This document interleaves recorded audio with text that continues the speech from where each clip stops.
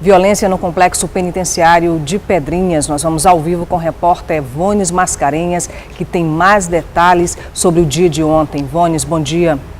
Bom dia, Cristiane. A situação começou a se agravar ainda pela manhã desta terça-feira, quando 3 detentos foram mortos no complexo penitenciário de Pedrinhas em virtude de disputa entre facções criminosas rivais que atuam no próprio complexo de Pedrinhas. A revolta teve início após a transferência de 18 presos da Central de Custódia de Presos de Justiça no Anil, que foram transferidos para o complexo penitenciário de Pedrinhas.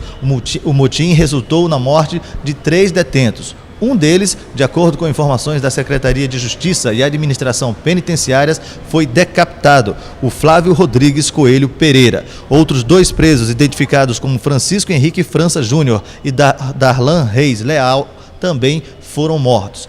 O motim continuou e às 9 horas da noite, dentro do complexo penitenciário de Pedrinhas, especificamente na casa de detenção provisória, outros 2 detentos foram mortos por presos que estavam na cela ao lado. A movimentação de policiais foi grande durante toda a noite e os familiares também permaneceram do lado de fora, aguardando informações. A Secretaria de Justiça e Administração Penitenciária deve se pronunciar sobre a situação que já foi contida agora pela manhã. Cristiane. Obrigada, Vones, pelas informações. Deputado Bira do Pindaré anuncia sua saída do Partido dos Trabalhadores. Os parlamentares também falam das questões de infraestrutura do Estado. Destaque da sessão plenária de terça-feira. Em seu pronunciamento, o deputado César Pires repercutiu no plenário da Assembleia a ampliação do Parque Industrial e a instalação de uma fábrica de embalagens da FC Oliveira para o município de Codó. Fica aqui o meu registro, o meu reconhecimento, não só como parlamentar, mas como amigo e como cidadão codoense, de que organizações como essa devem somar-se a muitas outras naquele município, favorecendo o desenvolvimento da cidade, fincado em emprego e renda, que são elementos que constituem o fator dignidade de qualquer cidadão. Problemas relativos ao terminal do aeroporto da cidade de Barreirinhas foram levados à tribuna pelo deputado Rubens Pereira Júnior. O parlamentar destacou a importância estratégica do terminal para o turismo no Maranhão. Viemos aqui para pedir celeridade na conclusão do terminal de passageiros do aeroporto de Barreirinhas, destacando a importância não apenas para aquela cidade, mas sim para toda a região e todo o estado do Maranhão, reconhecendo especialmente os avanços já alcançados nesse início de gestão a partir da municipalização e na luta para a recuperação deste importante investimento do estado do Maranhão. A reivindicação da comunidade da cidade de Santa Luzia foi levada ao plenário pelo deputado Eduardo Braide. Questões relativas à iluminação e continuidade das obras, como no caso da rodovia 006, estiveram em pauta. O que se pede aqui do governo do estado é que possa acrescentar, na verdade, a essa obra para que ela possa agregar mais valor e levar dignidade ao povo daquela região, esses 2 pleitos feitos pela comunidade, portanto, a iluminação dessa região, tanto da Vila do Inca como da Faísa, no que diz respeito à rodovia MA 006 e a parte de acostamento, principalmente no que diz respeito à Vila do Inca. Os problemas no setor de educação da cidade de Vitorino Freire voltaram a ser foco do pronunciamento do deputado Estênio Rezende. O parlamentar reconheceu que houve avanços da prefeitura na resolução da questão. O prefeito teve uma conversa com o sindicato dos professores e com os vereadores e entraram num acordo no último final de semana. Graças a Deus, a greve foi suspensa e os alunos voltaram a ter aula na minha querida Vitorino Freire. Era esse diálogo que eu cobrava do prefeito. O deputado André Fufuca apresentou o projeto de lei que estipula prazo de atendimento a pacientes portadores de doenças crônicas. É um avanço significativo no que se diz respeito à qualidade de saúde do estado do Maranhão. O Maranhão deve largar na frente nessa questão e é por isso que trago aqui este debate, trago aqui este projeto de lei, que assegura o tempo limite na marcação de consultas e exames e diagnóstico em pacientes com doenças crônicas, gestantes e deficientes. É um grande projeto e eu gostaria de contar com a colaboração e apoio de todos os deputados aqui que se preocupam com uma saúde de qualidade no nosso estado e no nosso país. A situação da segurança pública no estado foi debatida pela deputada Elisiane Gama. Além da violência nas ruas, a deputada também se ateve à situação em Pedrinhas, que teve outra rebelião deflagrada. Nós temos, infelizmente, uma quantidade exacerbada e deliberada de mortes pelo sistema prisional, como se no estado do Maranhão tivesse uma pena de morte, não institucionalizada, mas que na prática isso acontece pela grande quantidade de pessoas que morrem dentro do sistema prisional. Inclusive, presidente, quero pedir aqui aos companheiros da Comissão de Direitos Humanos para nós, junto à OAB, também fazer o acompanhamento dessa rebelião que está acontecendo e tentar encontrar uma saída plausível para evitar problemas muito maiores e muito mais catastróficos para a nossa sociedade. O deputado Bira do Pindaré anunciou sua desfiliação do Partido dos Trabalhadores, do qual foi integrante por mais de 20 anos. O parlamentar fez um longo discurso explicando suas motivações. Não é uma decisão simples para uma pessoa como eu, que sempre fiz toda a minha vida militância política como uma forma de luta por um ideal, por mudanças sociais, por novas formas de se fazer política e pela libertação do povo maranhense, acima de tudo. Filiei-me ao PT embalado por este sonho e por um profundo desejo de mudar a realidade do povo maranhense. Os deputados Otelino Neto, Elisiane Gama, Marcelo Tavares, Cleide Coutinho e Hélio Soares manifestaram apoio à Bira do Pindaré. Mesmo vendo sua emoção por deixar companheiros importantes lá no PT e por estar hoje dando um passo muito importante na sua vida, tenha consciência de que Vossa Excelência está tomando o caminho certo. Vossa Excelência está deixando o Partido dos Trabalhadores para permanecer do lado da esperança do povo do Maranhão. E eu queria parabenizar a Vossa Excelência e dizer para Vossa Excelência que Vossa Excelência é o exemplo da boa política nesse estado. E não apenas, deputado Bira, aí na tribuna da Assembleia, porque às vezes é muito fácil você subir na tribuna da Assembleia e fazer um grande discurso, ou dar uma grande entrevista numa rádio ou numa televisão. Mas a sua forma de fazer, nas rodas de conversa, nas suas atitudes, mostram, na verdade, a essência de uma boa política que o Brasil, infelizmente, hoje está carente. Então, retrato de tudo isso é a saída de Vossa Excelência. Não sei para onde Vossa Excelência vai, mas torço muito para que Vossa Excelência venha por Partido Socialista Brasileiro, por PSB. Vossa Excelência já foi convidado por mim em outras oportunidades, que mostra o tamanho que Vossa Excelência tem na política do Maranhão, mas o PT perde muito. Mas eu espero que o Partido Socialista Brasileiro saia maior ainda se receber Vossa Excelência como um de nossos filiados. Eu estou aqui assistindo como cidadã, como mulher, como ser humano, como política, a beleza da sua emoção. A emoção de quem tem na veia a luta, a honestidade e a sinceridade de um trabalho pelo povo. E isso me emocionou profundamente. Mas digo uma frase que eu vi agora: quem perdeu com sua decisão é o PT. Todos aqui querem que você tenha um caminho como você começou a sua vida política, limpa, saudável e com a sua consciência firme, fazendo você seguir aquilo que o seu coração manda e que o seu coração pede. O que vai ficar marcado é a sua história, como Vossa Excelência faz agora no partido. Que Deus te ilumine, que você seja bem-sucedido em nova agremiação, que o Maranhão e o Brasil também precisam de você. Veja no próximo bloco, terça-feira é dia de mobilização em todo o país de índios e quilombolas. Um instante só.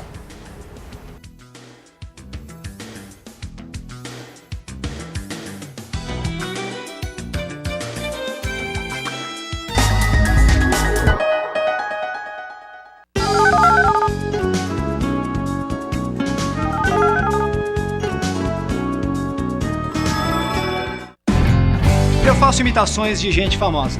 As aparências podem enganar, mas as digitais não. Ninguém pode se passar por outra pessoa. O recadastramento biométrico começou em várias cidades do país. é a Justiça Eleitoral, tornando as eleições ainda mais seguras. Verifique se na sua cidade está acontecendo a biometria, pois quem não comparecer no prazo terá seu título cancelado. Saiba mais no site tse.jus.br. TSE, Justiça Eleitoral. Saúde na escola vai mostrar agora que a nossa alimentação merece atenção. Saúde na escola é pra toda hora cuidar da nossa visão. É a melhor lição. Participe das ações do programa Saúde na Escola 2013. Cuidados com a visão, alimentação adequada e atividades físicas. Tudo no ritmo certo. Governo Federal.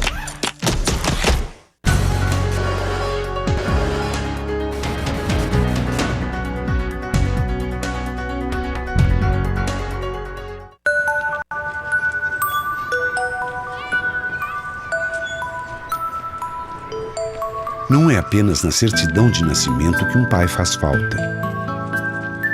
O Poder Judiciário sabe o quanto é importante para um filho ter o nome e a presença de um pai. Por isso, o reconhecimento de paternidade foi simplificado e agora pode ser feito em qualquer cartório de registro civil. Pai presente, o reconhecimento que todo filho espera. Os debates, discursos, votações, o dia a dia do Parlamento Maranhense, você acompanha na TV Assembleia. Direto do plenário na Gibe Aikel, fique ligado nas transmissões das sessões plenárias, segunda às 4 da tarde e de terça a quinta, 9h30 da manhã, com reprise às 6 da tarde. TV Assembleia, o Legislativo até você.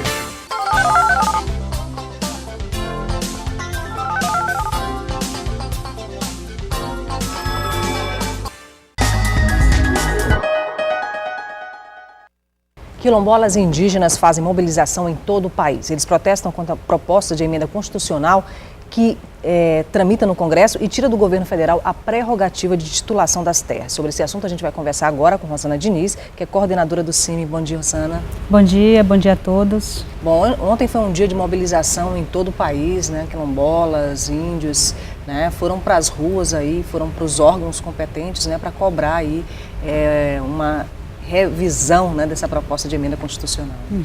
Perfeitamente. O movimento indígena, através da PIB, que é a Articulação dos Povos Indígenas do Brasil, convocou essa mobilização, que começou do dia 30 e vai até o dia 5, primeiro em defesa da Constituição, segundo pelo direito dos povos à terra. Então o movimento já teve grande repercussão ontem, né, e aqui no estado do Maranhão os quilombolas já ocupam o INCRA, né.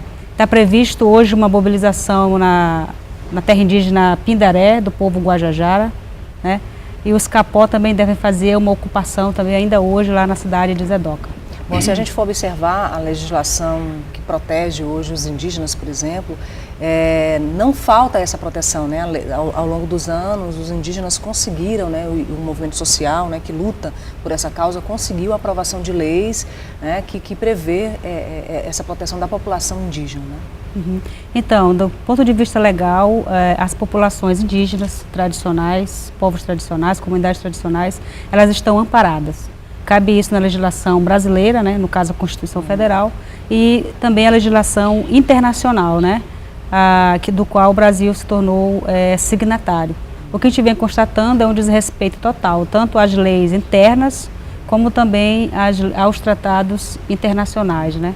Bom, a gente com relação aos direitos indígenas. Rosana, da manifestação ontem em frente ao INCRA, no caso lá dos quilombolas, né, que estiveram presentes ontem, que continuam lá na sede do INCRA, né, fazendo essa mobilização que aconteceu aí em todo o país, né.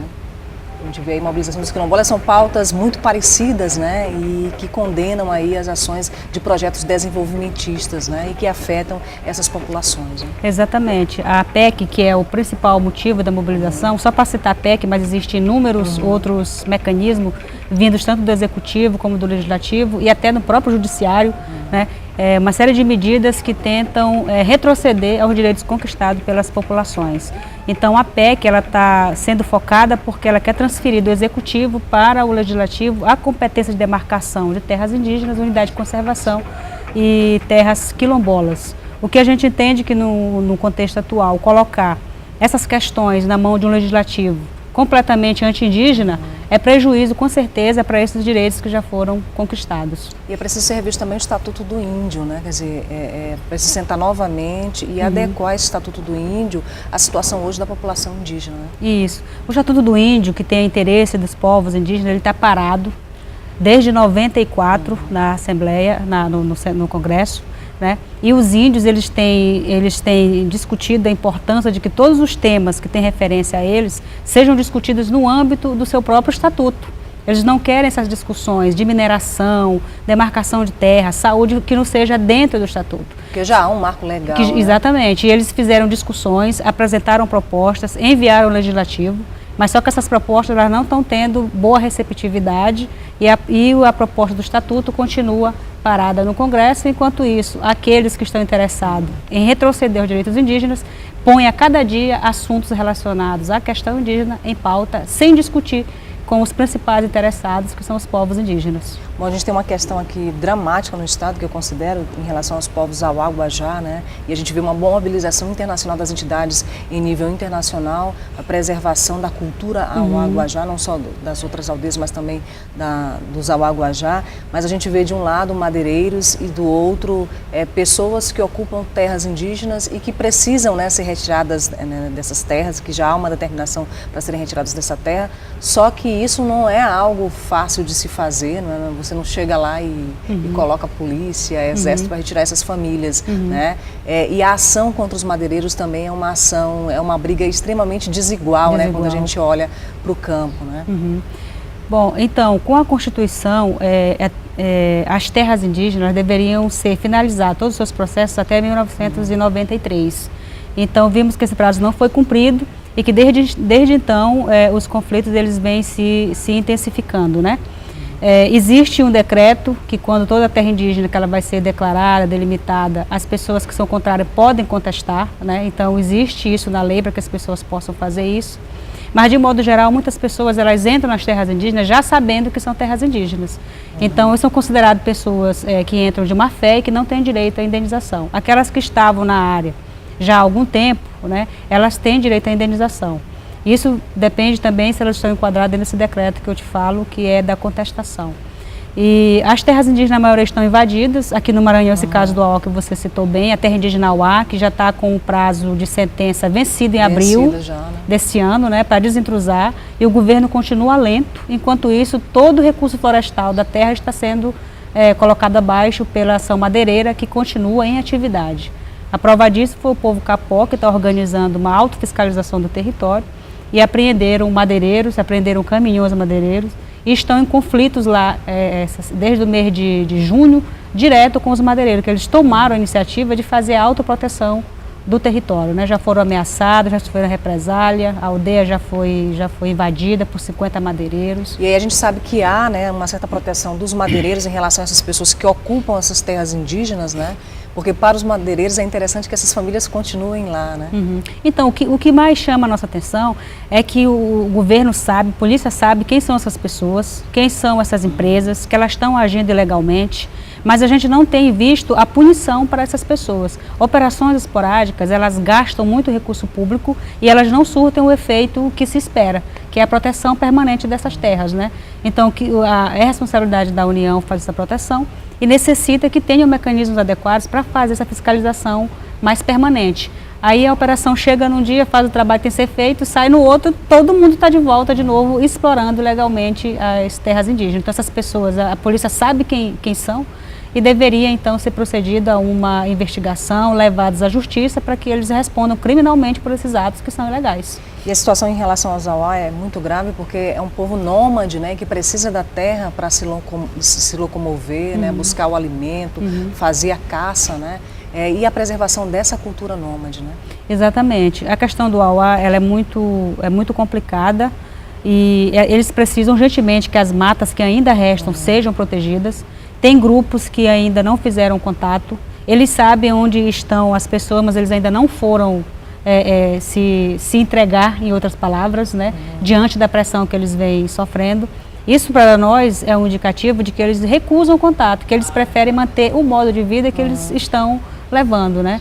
Então esses grupos, se não for feito algo em relação à proteção, eles correm o risco de serem exterminados por pessoas, por grupos madeireiros que entram clandestinamente nessas áreas, né, que estão devastando. Né? Além disso, tem as populações que já foram contatadas, que têm um contato recente e que elas estão com mais de 90% da sua atividade ligada à floresta. Depende exclusivamente da floresta para sobreviver, para viver, né, para viver com dignidade. Bom, Rosana, tem uma estimativa de números hoje em relação à população Guajá ou da população indígena, né, como um todo no Maranhão? Então, a população indígena no Brasil, segundo o censo do IBGE, são 800 mil, que esse número inclusive pode ser maior.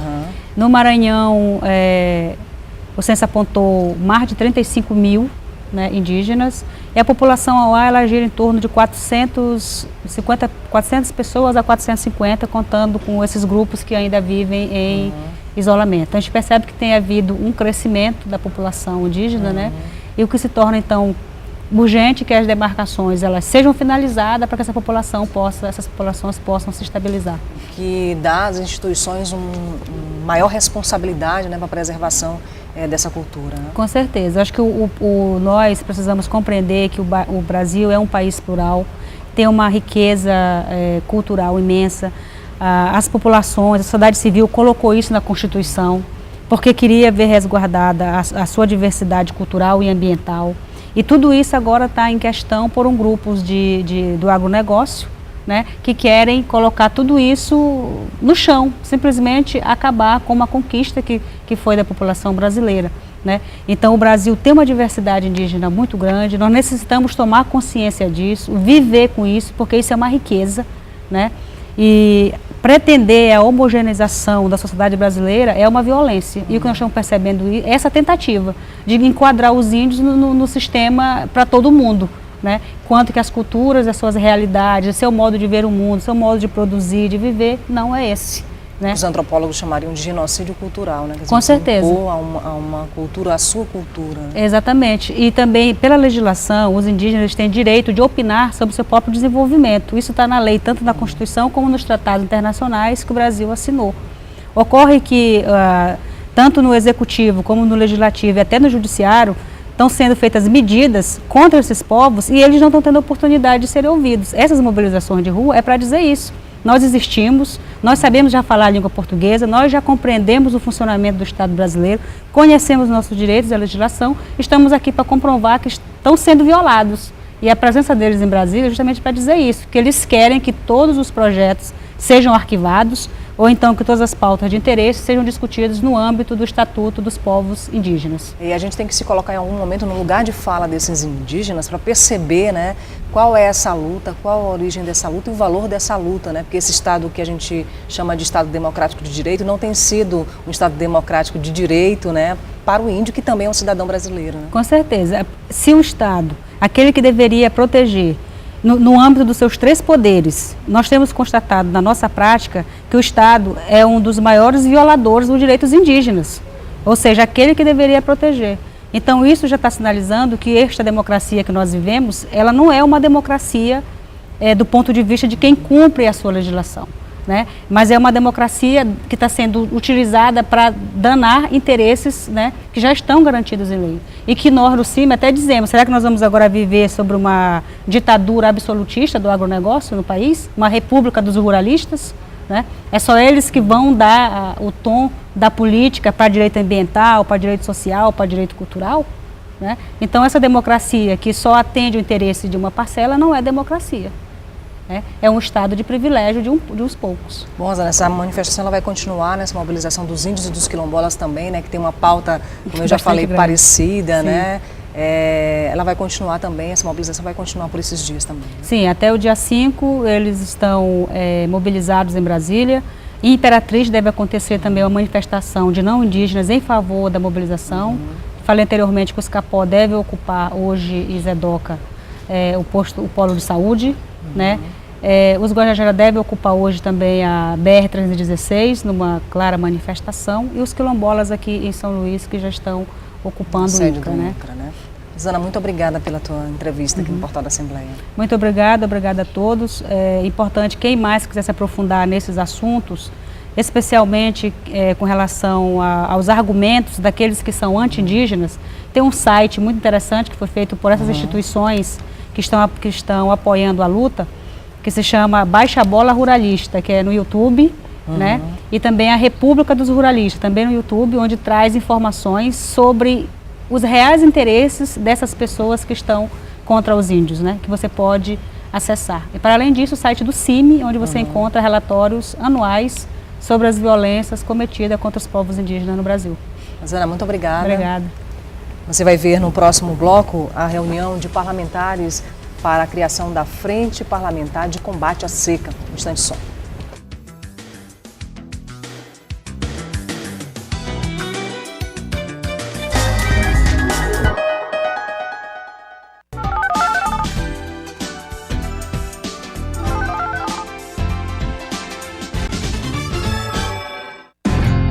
Eu faço imitações de gente famosa. As aparências podem enganar, mas as digitais não. Ninguém pode se passar por outra pessoa. O recadastramento biométrico começou em várias cidades do país. É a Justiça Eleitoral tornando as eleições ainda mais seguras. Verifique se na sua cidade está acontecendo a biometria, pois quem não comparecer no prazo terá seu título cancelado. Saiba mais no site tse.jus.br. TSE, Justiça Eleitoral.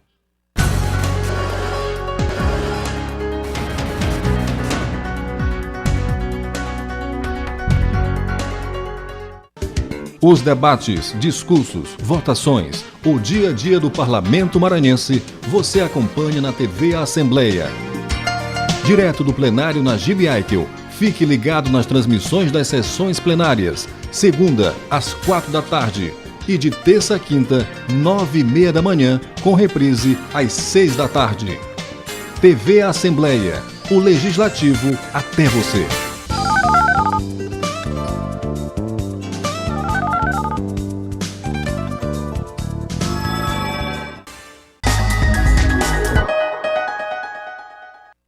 Em 74 cidades do Maranhão estão em situação de emergência por conta da seca. Ontem, parlamentares e representantes de órgão se reuniram para discutir formas de enfrentamento da estiagem e a criação da Comissão Parlamentar de Combate à Seca. O presidente da Assembleia Legislativa, deputado Arnaldo Melo, fez a abertura dos trabalhos. A ideia da reunião foi buscar informações junto a todos os órgãos da administração pública, sejam eles federal ou estadual, para prevenir e enfrentar a seca nos municípios maranhenses. O secretário estadual de Agricultura, Pecuária e Abastecimento, Cláudio Azevedo, fez uma apresentação do cenário atual da estiagem nos municípios do estado. 74 cidades foram declaradas pela Defesa Civil como em situação de emergência por causa da seca. Nossos gestores municipais precisam ser melhor orientados de como decretar emergência, né? Que isso traz muito benefício, não só ao município, com a doação de equipamentos do Ministério da Integração, como também benefícios para os nossos lavradores que perderam sua safra, junto aos bancos, né, que obtiveram financiamentos, não tem como pagar esse banco. Tá certo? E os bancos, hoje o Banco Central já deliberou, o Banco do Brasil, o Banco do Nordeste, o Banco da Amazônia, que faça o abatimento de até 80% das dívidas do Pronaf e também dos agricultores, médios e grandes produtores. Nesse município decretaram emergência. A reunião contou com a presença de parlamentares, representantes de secretarias de Estado e de órgãos do governo federal, além da Defesa Civil, encarregada de apresentar o mapeamento de todos os municípios com decreto de estado de emergência. A orientação no momento é que as prefeituras preencham os cadastros necessários para a captação de recursos. Existe um sistema de informação de desastre da Secretaria Nacional, que é preciso que seja preenchido um formulário por nome de formulário de informação de desastres, onde lá existem critérios para a decretação, e aí se esses critérios forem atendidos, é necessário o prefeito decreta a situação, envia para o Ministério, através da Secretaria Nacional de Defesa Civil, e aí com certeza será reconhecido, e com certeza ele vai ter algum benefício com isso. O secretário-chefe da Casa Civil sugeriu um sistema de acompanhamento com um olhar voltado para o que as secretarias de Estado têm planejado. João Abreu defendeu ainda ações a curto prazo nas esferas local e nacional. Nós temos que atuar em várias áreas. Tem a área da conscientização, nós precisamos conscientizar os nossos gestores municipais de que eles são entes importantes no processo. Nós precisamos conscientizar o nosso poder legislativo, no sentido de que eles são uma força que possa atuar juntamente ao governo no Executivo, junto ao governo federal, no sentido de alocar recursos para o Estado do Maranhão e todos nós juntos constituirmos essa força-tarefa que irá, com certeza, minorar o sofrimento das populações que são afligidas hoje pelo problema da estiagem. A Frente Parlamentar terá o papel, a partir de agora, de articular políticas públicas com a finalidade de apoiar todos os municípios maranhenses atingidos pela seca. Durante a reunião, o deputado Arnaldo Melo ainda anunciou que o Conselho de Interlocução Social, também criado no âmbito da Assembleia Legislativa, está se organizando para convidar ou até mesmo convocar, caso seja necessário, autoridades para discutir a questão dos prejuízos causados pela seca no Maranhão, entre outras providências. Preocupados com a previsão de pouca chuva em 2013, os deputados estaduais estão convidando os secretários de Estado, representante da Codevasf também, o secretário de Agricultura esteve aqui, o da Casa Civil, do Desenvolvimento Social, para que nós possamos unir esforços no sentido de criarmos alternativas políticas para amenizar o sofrimento desse povo do interior do Maranhão. Vamos, inclusive, implementarmos as políticas do governo do Estado, como também do governo federal. Na próxima semana nós já estaremos reunindo para, inclusive, fazermos uma viagem a Brasília em busca de recursos e mais oportunidades para o povo do Maranhão. Dados da Pesquisa Nacional por Amostra de Domicílio revela o perfil do Maranhão. Os números mostram desde a situação do saneamento básico até as condições das moradias dos maranhenses. Mesmo dentro de São Luís, uma parte da população não tem acesso ao saneamento básico. Segundo pesquisa do IBGE, apenas 17,56% da população maranhense tem banheiro em casa. E apenas 16,39% da população é atendida pela rede coletora de esgoto. Ainda segundo a mesma pesquisa, 14,5% dos domicílios maranhenses foram construídos com paredes de material não durável, como as palafitas. Essa casa é simples, construída aos poucos, dentro o barril que estoca água e na sala a televisão. No quintal, o mangue. Carlos mora em uma palafita no Jaracati.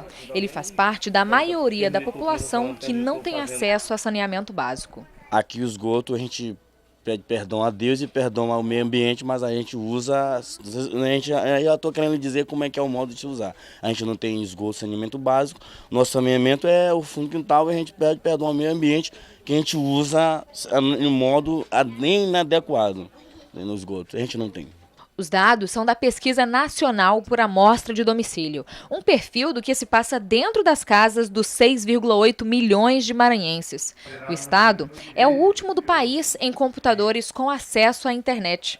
Mas no rendimento médio mensal a situação é diferente. Para os domicílios na zona urbana, o valor dobrou de 2002 para 2012. Hoje o rendimento médio é de R$ 2.180. A gente precisa caminhar, andar numa velocidade bem maior do que a das outras unidades da federação, para que a gente saia desse patamar de ter alguns indicadores que colocam o Maranhão lá embaixo. Então nós temos que consertar o carro, que está um pouco avariado, o carro está em movimento e esse carro também tem que estar acelerado ao mesmo tempo. Tá? Ele tem que andar mais. Tá? É um trabalho, de fato, difícil, mas nada acreditamos que não seja possível de se concretizar nos próximos 10, 15 anos, para que a gente possa ter indicadores que pelo menos nos coloque ali numa situação mediana, numa posição mediana dentre todas as unidades da federação no Brasil. Segundo o tecnologista, os números de saneamento merecem uma atenção especial. Saneamento básico tem dois efeitos diretos. Qualidade de vida, impacto na saúde das pessoas. Para cada centavo gasto no saneamento básico, isso vai ter uma diminuição de custo muito grande lá na frente na área da saúde. Tá? E, além do mais, uma política incisiva de rede, construção de rede coletora de esgoto, tem a possibilidade de gerar uma massa de empregos muito grande. É necessário que ainda se avance, tá? E qualquer avanço nessa área, certamente, a gente estará cobrindo, no caso do saneamento, um passivo muito grande junto à sociedade maranhense. O número de analfabetismo entre os idosos, a população com mais de 60 anos de idade, é o mais alto, 55,7%. Entre os números apresentados na pesquisa, um dos dados mais preocupantes é a educação. As crianças entre 7 e 14 anos de idade, 15,8% são analfabetas. Quando a amostra é menor, entre 7 e 9 anos, esse número chega a dobrar, vai para 32,2%. Segundo o IBGE, essas crianças estão na escola, mas não aprenderam a ler. O Carlos, do início da reportagem, tem uma filha de 10 anos, que frequenta a escola pública. Mas sem a frequência ideal, o ensino fica prejudicado. A escola daqui, minha filha, ela estuda de manhã, um dia ela vai, outro dia ela não vai, porque nunca tem o normal, aula normal. Então, quer dizer, são isso que a gente pede, que o poder público ajude a gente, veja para esse lado, não olhe só para o outro lado, olhe para o lado da comunidade mais carente de São Luís. A pesquisa serve para conhecer a realidade das casas maranhenses, compreender a evolução do quadro no estado, através de comparações. E, principalmente, para nortear políticas públicas que melhorem a vida dos maranhenses, como, por exemplo, a realização de um sonho de casa própria para quem vive sem condições de moradia. O meu maior sonho é ter uma casa própria minha boa, uma casa que dê para me dar dignidade para minha filha. O meu maior sonho é, antes de eu ir embora dessa terra, desse mundo, é deixar minha filha numa boa condição, que ela olhe para frente e diga: meu pai foi embora, mas deixou isso aqui para mim. O Portal da Assembleia vai ficando por aqui. Daqui a pouquinho tem transmissão ao vivo da sessão plenária a partir das 9h30 da manhã, onde você pode acompanhar o trabalho do seu parlamentar aqui na Assembleia Legislativa. TV Assembleia, canal 51.2, na TVN, canal 17 e também na internet, na página da Assembleia Legislativa. Um ótimo dia para você e até amanhã.